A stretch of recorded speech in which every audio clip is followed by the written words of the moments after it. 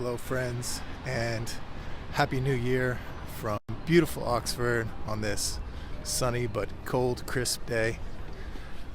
As I walk through these storied streets, today in Oxford is relatively empty.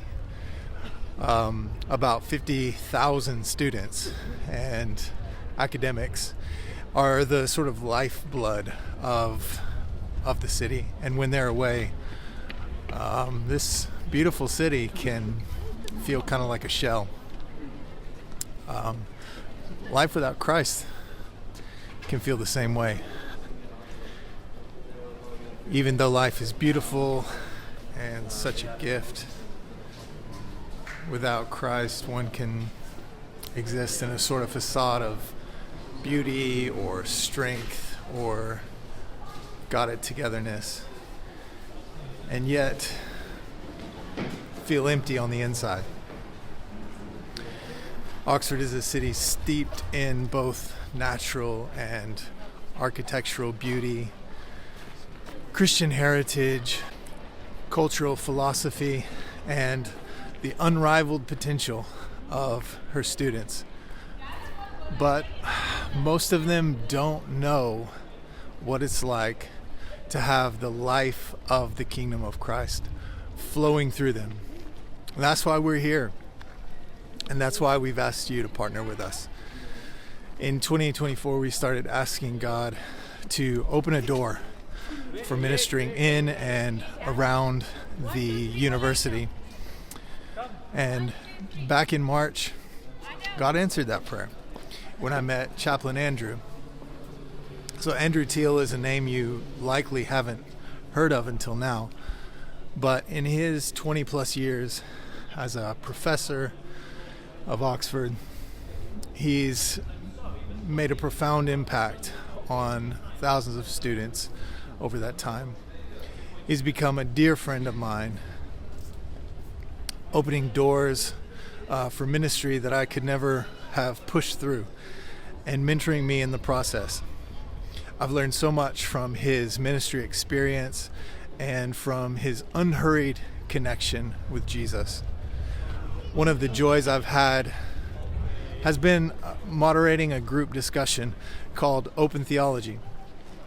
Open, as the name suggests, to people of any faith, and this term we discussed sacred scripture.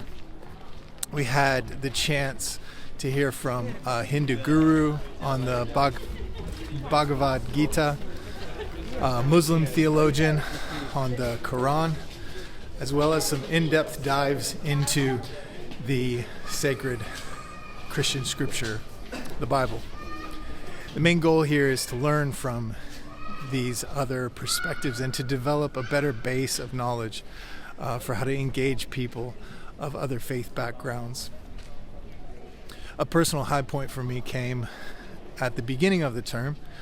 I had the opportunity to preach the opening chapel service of the term, which was also the 400th year anniversary of Pembroke College. The chapel was packed with students of Oxford University, the local boys choir, their parents, as well as some faculty and staff of Pembroke College. I shared from the story of the rich young ruler, and I could sense in those in attendance, I could sense them making the connection in their minds as they considered what Jesus is inviting them into. He calls us to lay down all that we hold dear in order to truly come alive in the reality of his kingdom. Some of the brightest young minds come to this city and don't have community.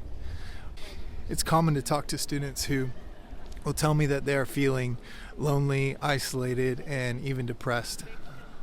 So another thing we were praying for was a central place to cultivate a space where students could make new friends, build connections, have meaningful discussions. We needed a local business to partner with us. And God answered this prayer through a coffee roaster in Oxford called New Ground. And they've allowed us to use their cafe in town each Friday evening where we have been hosting post-grad social.